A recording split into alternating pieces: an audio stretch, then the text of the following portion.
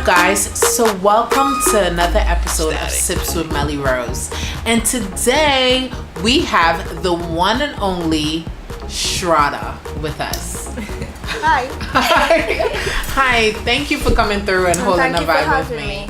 Like, I'm super happy that you're here. And I'm happy to be here with you. Okay, so let's start off by just taking it back a bit. Mm-hmm. Where did you grow up? I grew up in Couva, and then I moved to Malabar, and then I moved to Santa Rosa Heights. Okay, and that's where I reside there now. East side. Right. Okay, so I want to know, like, what inspired, like, at what point in your life did you decide you want to get into music? Well, when I decided that I wanted to get into music seriously, I was 7 years old, and there was a calypso competition in my primary school. So I told my mom I wanted to enter the competition. I wrote my own composition, which was a kind of soca dancehall song. And the school that I was attending was a private primary school. It was Giuseppe Preparatory.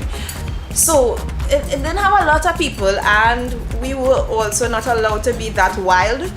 So I went into the school with my calypso soca and I mashed up the place, and I think I won.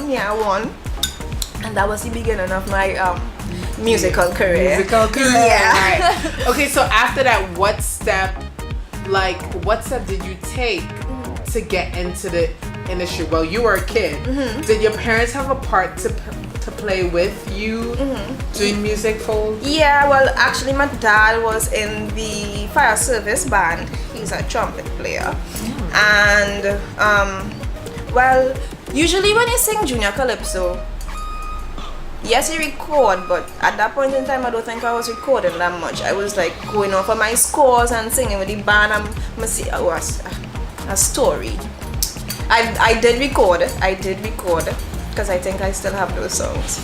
So that was when I began going into the studio. Also, when I moved to Santa Rosa, there was a guy living on my street named Joe. I can't remember his last name right now, but a lot of the bigger soca artists used to go there a long time. And that is where, well, it was right there, and I used to go right down the road and record calypsos and stuff with him. So that's how I started to get into the studio. Yeah, you do say that you're a calypsonian at heart. At heart, yeah. At heart. Wait, would you go do tents? Like, yeah. Okay. Yeah, you'd be perfect for that. But I only sang with one tent, and it's Calypso House. Okay. Yeah. Okay, but you would do it for future. Yeah. Okay. So you decided at that point you started working on music. How much years after, and how long did it take you to actually like be known as an artist in the industry here? I would say. And what song you think gave you that? You know. The thing about it is, right, I can't say like I am somebody who has been really neglected, because after coming out of junior soca monarch, I sang 2 years in junior soca monarch, competing against Irfan, who won the both times. And well, Irfan and Second Star and people like that. So coming out of junior soca, I started to work with a guy in Laventille named D-Nice, and we did a few songs there, and they got not like heavy rotation, but I got a little radio play. Right. And then I think when I really started to get some rotation on the radio was when I did Can't Stop Me. Right. On the jam band rhythm. I love that song. That Romeo did. Jerome and Twine. You guys have a really good chemistry, like when it comes to the music. He's like a brother. Yeah. And he's so dope. Yeah. Like, he is so dope. That's my people's. And he's East Side. Yeah. He's East Side people. So that song, basically, you felt like you got more momentum and you were more in the industry. Okay, so when you decided, well, I don't know if a lot of people know you are a single mom. Yeah. You know, how is it being a single mom and being an artist and juggling everything? And also, how is it? Well, let's first answer that one. How is it being a single mom? Okay. It's kind of hard at times, and then it's I don't want to say easy, but I know that what I'm doing is for her. And when I say hard, I mean being able to organize myself properly, because I don't have a team. I do everything for myself. So whenever I have to do anything, it would have to be me organizing myself, me organizing her, and then having a secure place for her to be, so that my head wouldn't have to be on her all the time. Yeah. Okay. And how is it being a mom, basically a child, like a mother to, well, I hate the word like baby moms, you know, to a celebrity, basically. So I don't think, if people don't know, her and Olatunji, I have a daughter. yeah, a daughter with Olatunji. How is it being a mom, a celebrity's child's mom? It's a wonderful experience, because she has the both of our personalities mixed up. She is a very outgoing, talented child. Like, every day she surprises us with more and more and more, and I know that Trinidad and Tobago, she's going to make Trinidad and Tobago proud. If it's one thing that I'm sure about. As being an artist. As being an artist and athlete, at being academic, anything. Anything she puts her mind to, she can do it. Yes. Oh, that's beautiful. That's beautiful. Okay, so let's change it up a bit. So far in this industry, you know, there's been stuff flying around, there's been stuff happening. Okay, so one of the things like has been said about you, it's about like using drugs. You know, they've said like you use drugs and stuff like that. What would you say about that? Like, do you participate in Okay, so I no longer smoke marijuana, and I don't want to refer to it as a drug, because you put seeds in the ground and marijuana grows out of those seeds. Earth, right. So that makes it a plant. Right. Just like if I cut up some thyme and roll it, you understand? Right. It's right, just that it's illegal in Trinidad and Tobago. Right. I no longer use it, and I think that the people who say that I use drugs are the ones who are using it. So you've never used anything other than the thing that, okay. No. Okay. And I'm not a drinker. Like, alcohol is not my thing. Yeah, I don't think I've ever seen you drink. No. As we're on the topic of, I think me smoking was that started when I was younger. It was like me seeing everybody around smoking. I want to be an artist. I want them to be able to relate to me. So it was a dumb decision. Right. But it was a decision I made to kind of connect with the people. Yeah. Right. To connect with the ground. Right. Okay. So like, this is the thing. How did you you've heard that yourself, like people made these comments about you, right? Yeah. So how you knowing that you have never done anything other than marijuana, and two, So it said that I've did other stuff. well, you know, when someone say drugs, it's Okay, automatically yeah. assumed that there's multiple things. So I'm thinking, like, if you hear someone be like, yeah, she used drugs, Yeah. you know, Yeah. you get what I'm saying, without saying specifically like what she's doing. You get what I'm saying? Yeah, I understand. So that, like, how did it make you feel? Did it affect you any? Did it not affect you any? I have come to a new understanding that I cannot stop people from saying what they want to say. I have also come to a new realization that people are using bad mouthing to kind of climb on top of others to get where they're going, which is not what I want to do. Also, as I said, I can't stop anybody from saying anything about me, and we all under the sky, and it will only be their karma. I could only create my karma and they will create theirs. Yep, I agree with that. I agree with that. What you put out is what you get. Yep. And if you put out negative things, that's what you're going to get right back in time. Yeah. Okay. So next thing, it had like a whole blow up on Facebook. You know, some things was said, names was called.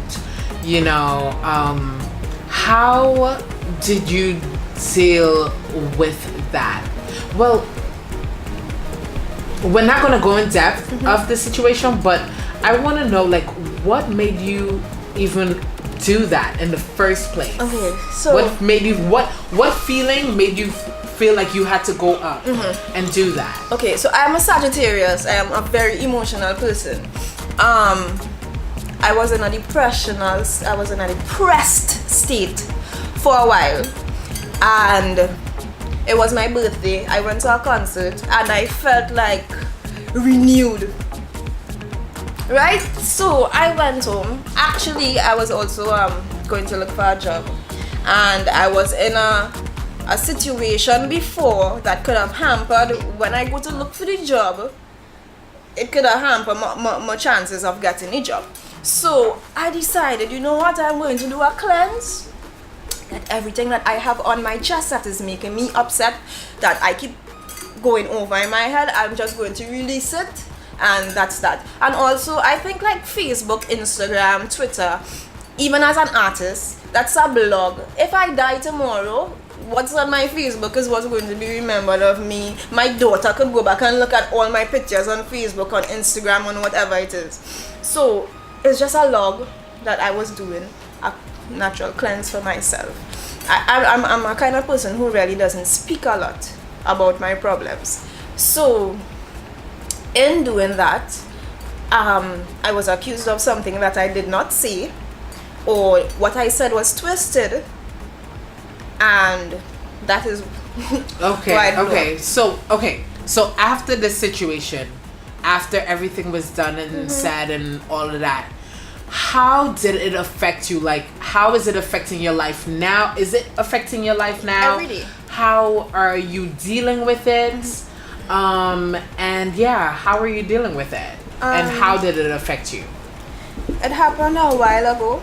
Yeah. And as I said, I am the kind of person to pull back. I don't speak a lot. So it was like as soon as I opened up, I was sent back into my shell. Okay. Yeah. Okay. So how are you dealing now? Because look, you're here with me. Yeah. You know what I mean? You're here with me. I haven't seen you in like forever. So this is good. Yeah. You know, so does this mean that you're coming out of the shell? And you're, you know, how are you doing? How are you doing now? So, my dad is a Buddhist, and for a while now he has been trying to encourage me into the faith, telling me that it would change my life, and I did not really understand it properly until I took it upon myself to go deeper into it, and it is making me more confident at the moment. Okay, at the moment. It's a work in process. Yeah. Everything is one step at a time. You know, you can't rush. A work in progress. Yeah, I said a work in process. The same thing. Everything is a work in progress, and like we all as human beings have to take steps, and at least you're trying to take steps to just be better. You know, to get yourself to the point that you are better mentally and everything like that. It is only when I am at the point where I feel good that I can make feel good music. Yes. And the music is the crown. Yes. The music is the crown. Yes. Okay, so let me ask you this, right? Let's change the subject a little bit on a better note.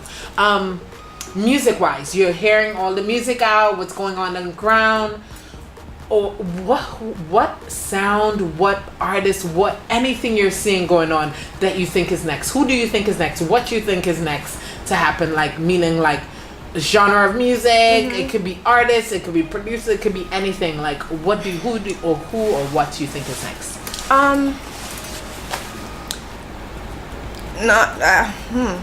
That question is kind of